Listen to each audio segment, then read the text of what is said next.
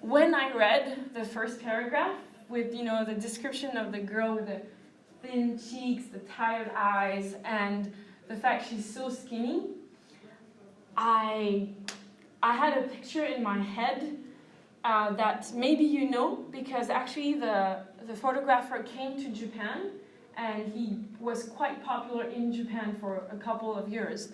So maybe you've seen the picture. So yes, basically this description reminded me of a very real picture. Does that look familiar? Some of you actually, if you took like world history, I think it's quite often in your history books, right? So when I read this is what I thought about, right? Like the skin and bones, she's like so skinny, right? That's all you see in her body.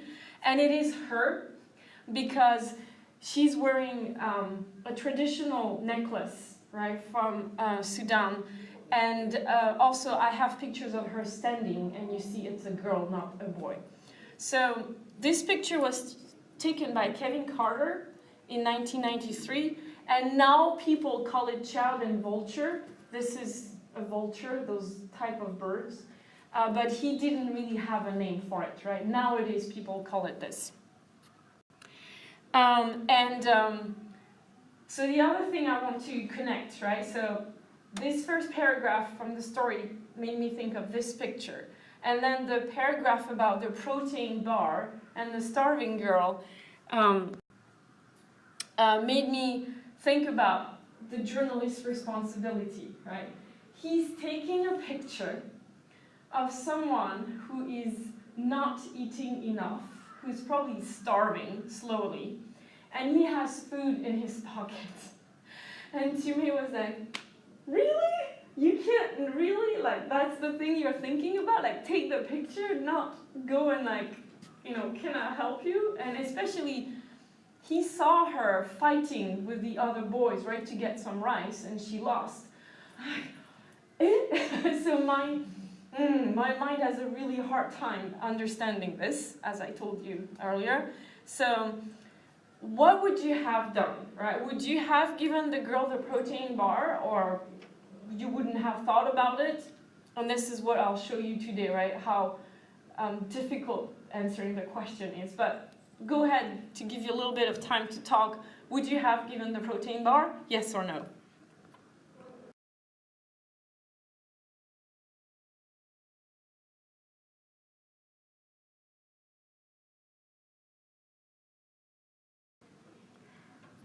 I guess now you can imagine that, yes, for me, for giving the protein bar, I would have.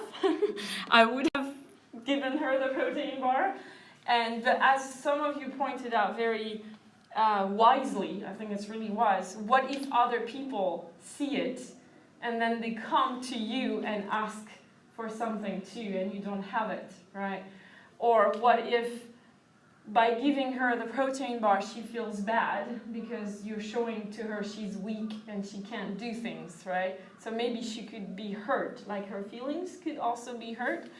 So that's why I'm glad I chose to be a teacher and not a photojournalist, because I would be terrible.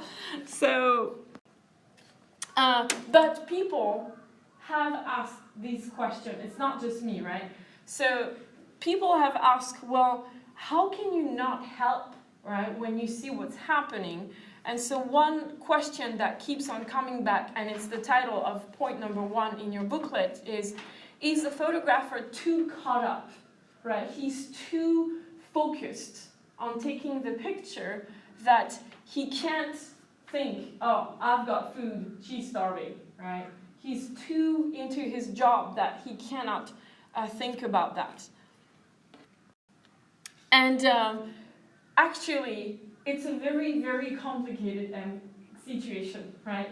So what I'm going to show to you is different perspective, because I honestly don't think there is a perfect answer, right, that would make everything right. So just trying to give ideas so that you can have your own opinion and you can explain it clearly, right? So the other perspective comes from the movie The Bang Bang Club.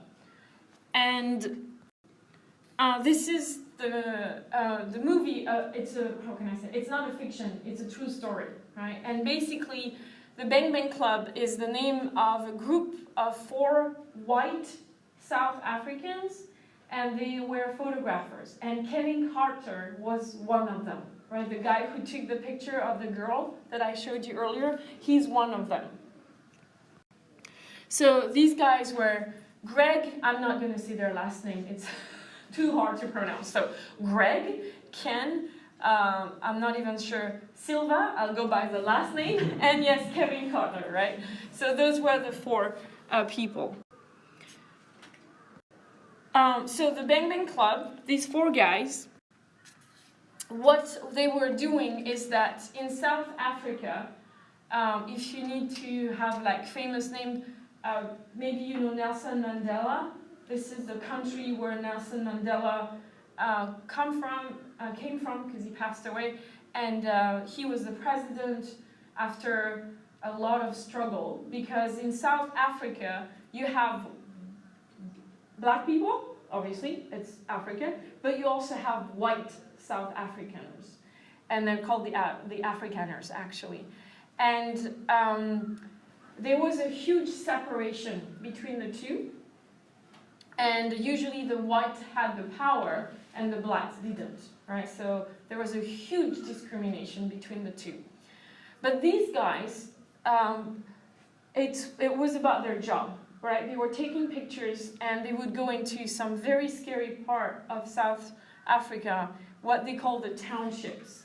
So basically, it's kind of like a town, but it's people just built as they can. It's not beautiful houses. The roads are bad. There's probably no electricity or very little, no water and all of that, right? So township, and these guys became famous because they were fearless. They would go in a township and take pictures of people fighting. What happened is that a little while after Nelson Mandela was released from prison, he spent 27 years in prison because he was fighting discrimination in South Africa. When he was released, the white government was trying to create trouble. And so the way they did it is that they supported a group called the Inkatha, and it's the Zulus, like a tribe in South Africa. And they were fighting against the ANC, which is Nelson Mandela's political party, right? So it was black fighting blacks, right? But the Zulus were encouraged by the white government to do this. Yeah, sorry, oops. That's what I was saying, right? So they wanted to make the end of apartheid, the separation, the discrimination between black and white difficult. That was the goal, right, of having the Zulus fight the ANC party. So what happens is that there has been a big fight between the Zulus and the ANC. And Greg is called to take pictures of a dead boy, basically, right? So I'll show you the scene, and I think it might help understand one perspective, right, on taking pictures when something so crazy is happening.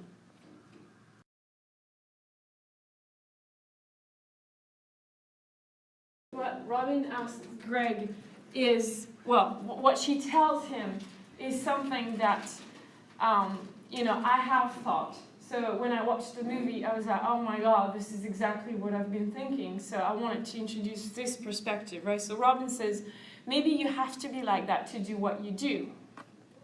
Greg says, be like what? And Robin says, I think you have to forget that those are real people. Right? And to me, if I were to do this, that's what I would have to do. Like my head would have to think, I can't think of them as real people. Seriously, if I do, I would never be able to do my job, right? Emotionally, I would completely crumble down. And I think Greg is right too, right? So it's a weird situation for me when Greg says, there was nothing I could do for these people, any of them, except take a photograph. nothing. And he's right too, right? Like, clearly the kid was dead, so the only thing he could do is take a picture so that he can publish an article saying it's the white people sending the Intaka to kill other black people, right? And it's not the blacks against the blacks. So it's really the only thing he could do. So for me, it kind of, if you want, it was kind of the beginning for me to be able to understand these situations a little better.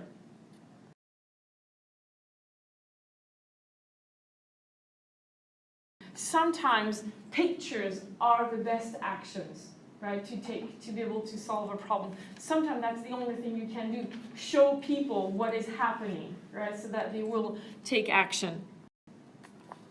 So pictures can show the world what is happening, right?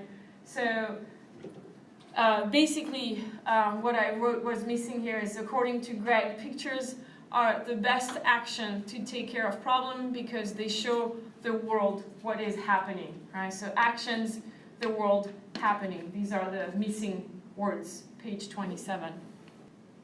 So my question is, what's the context behind this picture?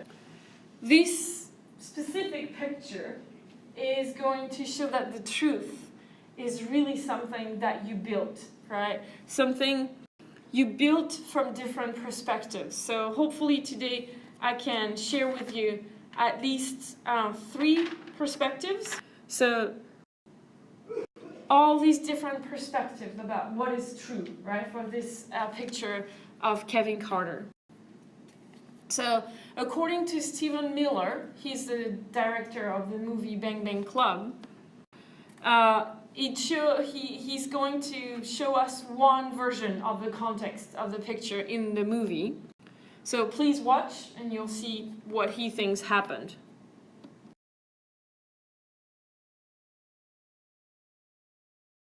According to the director, what was happening, it was a girl, and she was near a UN feeding station. Like, the UN is United Nations, right?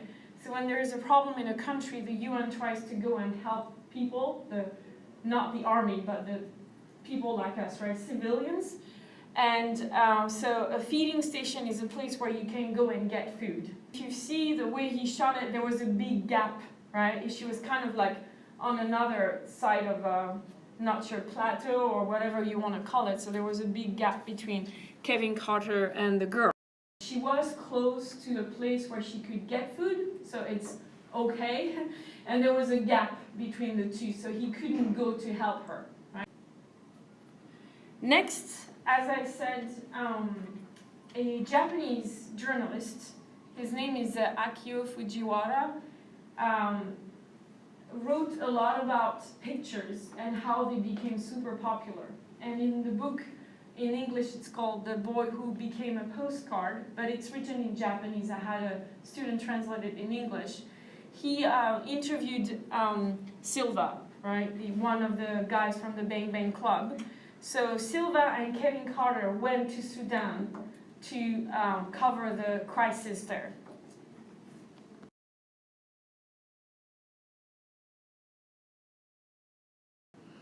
And so if you could read what he wrote, well, actually I'll read it out loud. And then while I'm reading, could you underline the context, right? Again, what was the context for? The context was, he's talking about Kevin Carter being shocked, right? It was shocking for him to see this. And the fact that her mother, the child mother, was close by. She was holding her and she put her down on the floor to go and take food, right? So the mom was close by. And also the fact that the vulture disappeared, right? The vulture did not attack the child. It flew away, right? So these are the 3 kind of things that we learn according to the interview by Akio Fujiwara. The mom was around. Kevin Carter was shocked by what he saw, and the vulture disappeared. So it didn't attack the child, right? Because that's kind of what it looks like on the picture, like the vulture is going to jump on the kid. So that's another right? Another perspective on this picture of the child and the vulture. And now I have another one to show to you, and this one, it's a documentary. It's called The Death of Kevin Carter. So understand, right, the Bang Bang Club is a movie with actors. It's based on the story, but it's not the real people. But in this documentary, you are going to see the real Kevin Carter, right? And I just wanted to let you know, again, in the movie, they didn't use the real pictures, but now you're going to see the real ones, and some of them are pretty tough to look at. So try to watch, and please try to understand what other or new information do we learn, right, about the context of this picture. Interestingly, nobody ever talked about the fighting. As I said this morning, the reason why we have famines, it's not because of natural disasters anymore. It's always there is something that explains it, and most of the time it's political.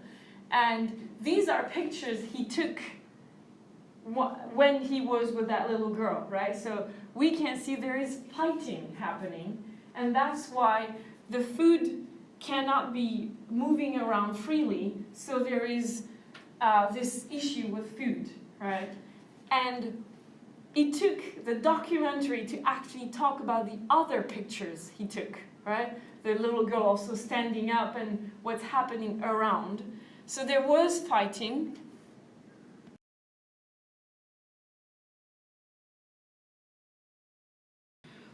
And then the description of the photograph, emaciated, so very super skinny, right?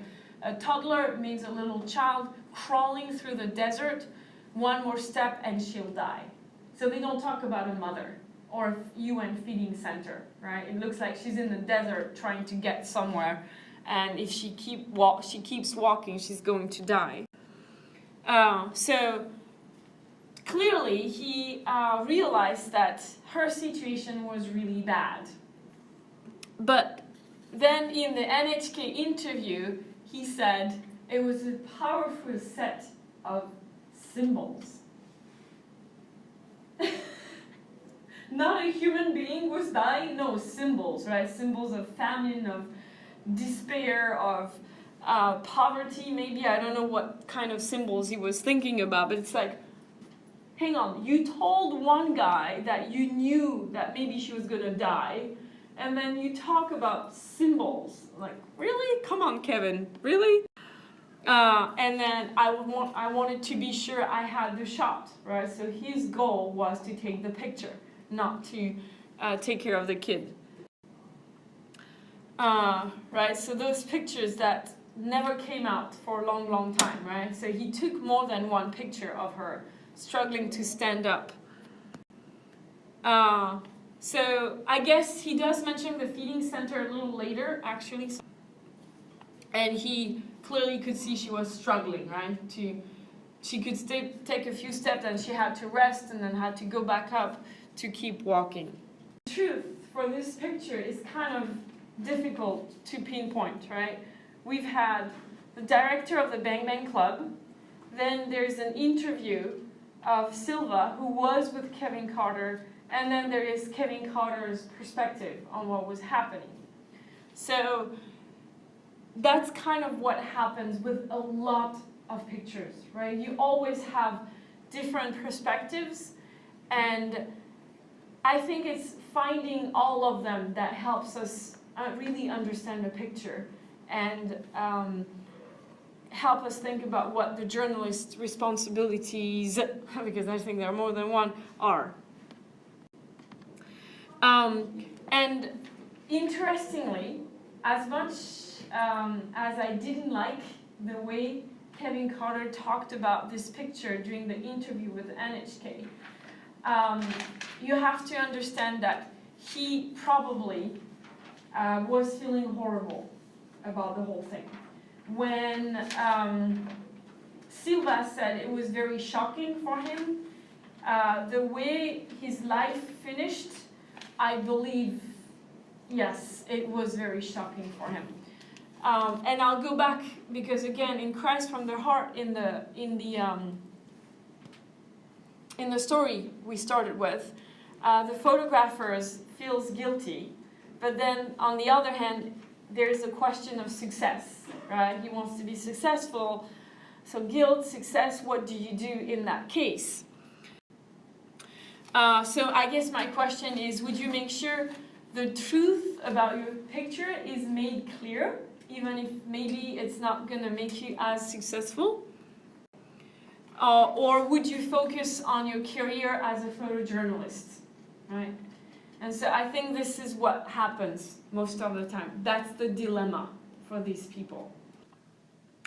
And as I said, for Kevin Carter, you see it too. He was immensely successful for this picture. He published the picture, well, he didn't, but the New York Times published the picture in 1993, and he actually got the Pulitzer Prize. And the Pulitzer Prize is like the Nobel Prize for picture taking, right? It's like a super, everybody wants to have a Pulitzer when they're a journalist. So for him, huge success. It was not on the front page, but this is what it looked like, right, in the newspaper. So this prize is clearly going with what he said, right? Clearly people, they gave him this prize because they could also see what he talked about the set of symbols, right? They saw that too, right? The poor girl, vulnerable, the threat of the vulture, she's so weak, she can't protect herself, right? They probably saw the same thing that he did. That's why they gave him the Pulitzer Prize. So this is what people call an iconic photograph. It's a photograph that represents all suffering, right? This is it. Like, this is when you see this picture, you understand suffering. But, as you can imagine, there's a but. There is also guilt in it, just like in the story.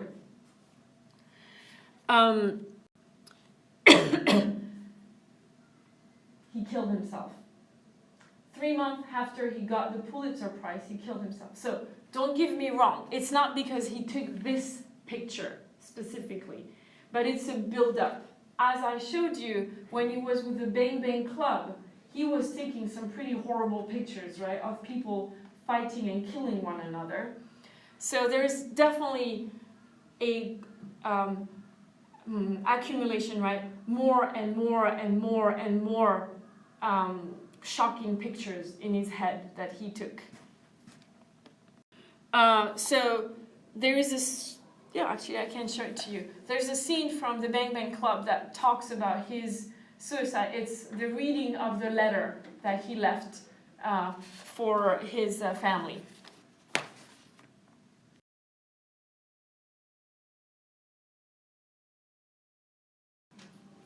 So, right, the whole guilt thing, when he takes these pictures, and this is what he wrote, right? I'm haunted, right? So he can't help but think about all these crazy pictures he had to take.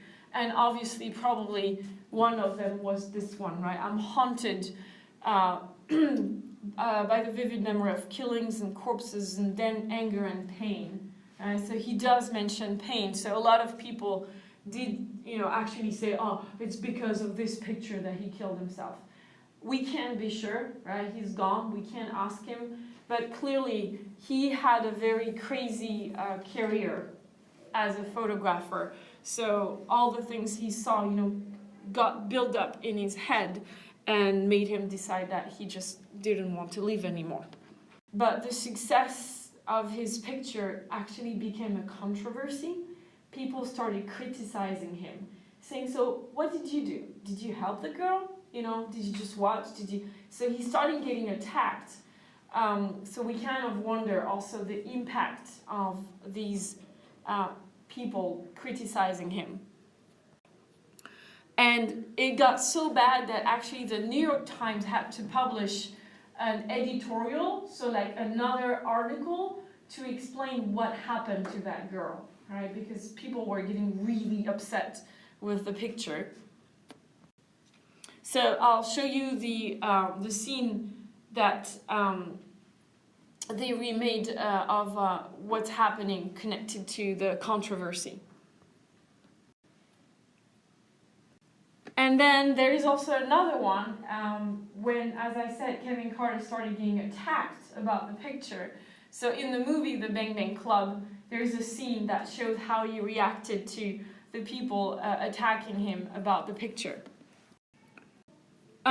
So according to the movie, he chased the vulture. According to the interview, the vulture flew away.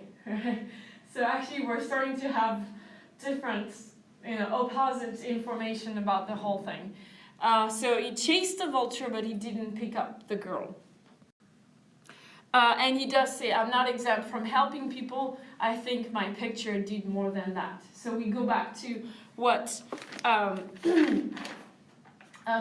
Greg said at the beginning.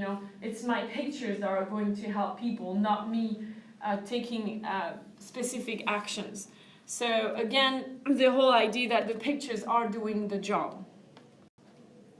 And then he says also, I went there as a photographer. I took a great photograph, right? So basically, I did my job. So for me, there is nothing else I had to do. So it's true, famine pictures, like the one he took, they used to help raise a lot of money, right? People would make a lot of donations. And for instance, the Live Aid concert, in 1985, so that was before, right? He took that picture. This concert raised a lot of money, $276.6 million for famine relief for Africa. So yes, they were really helping.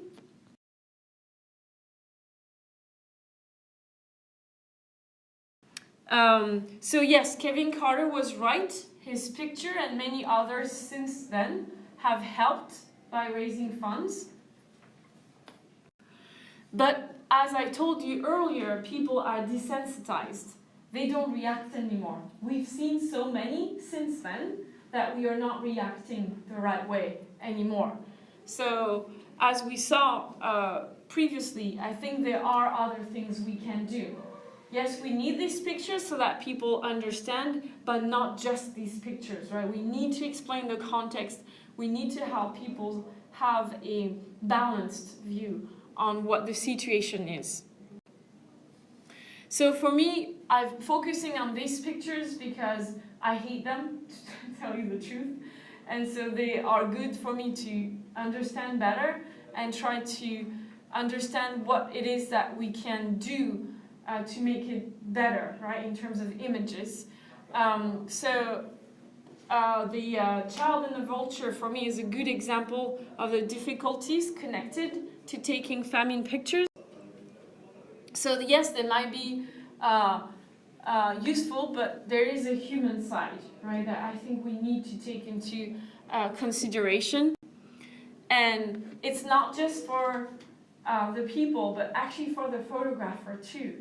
Can you imagine what it's like to keep seeing these things and have to take pictures over and over and over again? They are human beings, right, taking these pictures. So the impact on their their mental state kind of worries me too. And obviously for the person or people being photographed. I mean, we don't know what happened to this little girl, but she was used around the world, right? So if she survived, what would she think about this picture? And if she died, shouldn't we know about it? So kind of the two sides, right? For the photographers and the people being photographed.